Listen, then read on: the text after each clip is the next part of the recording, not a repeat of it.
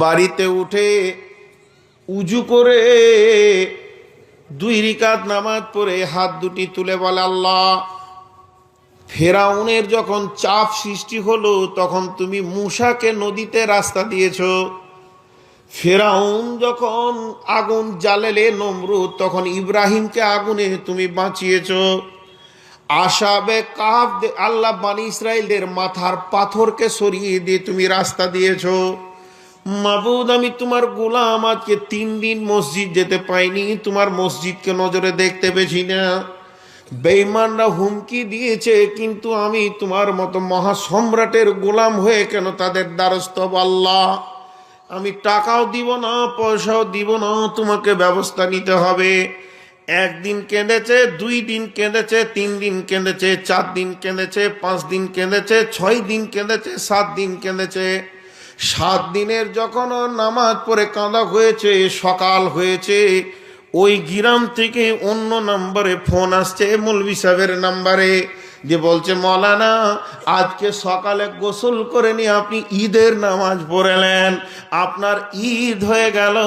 বলে, কেন বাবা তুমি বলছো ঈদ কেন হলো? বলে, আমি অমুক গ্রাম থেকে বলছি, যেখান থেকে আপনাকে হুমকি দেওয়া হচ্ছে ডাকাতের দল থেকে, ওই গ্রামের লোক, আমি আপনাকে ভালো করে চিনি। আপনার ঈদ হলো মানে যে 4টা ডাকাত আপনাকে হুমকি দিচ্ছে মার্ডার করা, তারা নদীর ধারে কোন ঝোপে বসে বোম বাঁধছিল।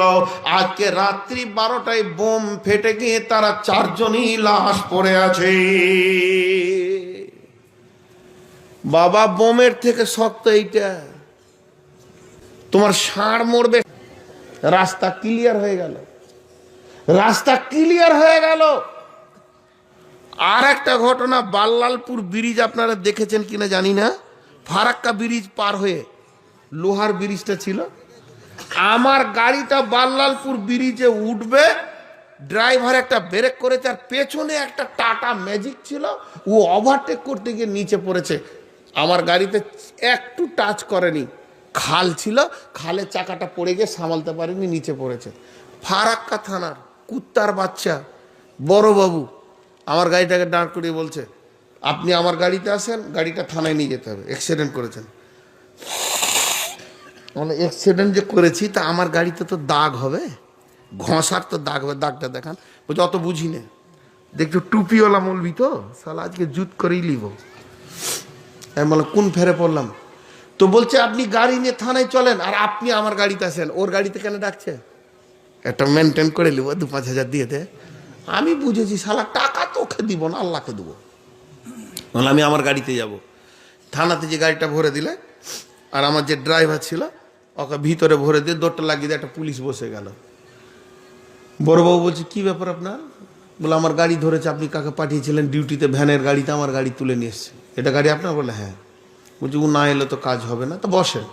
তো রব্বুল আলামিন বলছে, যখন তোর কোনো হুমকি লাগবে, 4 বার আমাকে মার্ডারের প্ল্যান করেছে বিড়িলিরা, বন্ধু আমাদের এলাকায় বিড়িলিরা। যখন আমি পীরের ব্যাপারে বয়ান রেখেছিলাম, শিরকের ওপরে, তৌহিদের ওপরে একটা বক্তব্য আছে আমার, যে শিরক যত জঘন্য গুনাহ, শরীয়ত, তরিকত, হাকিকাত, মারিফাত, তান্ত্রিক, তামাসিক, যান্ত্রিক, রাজসিক,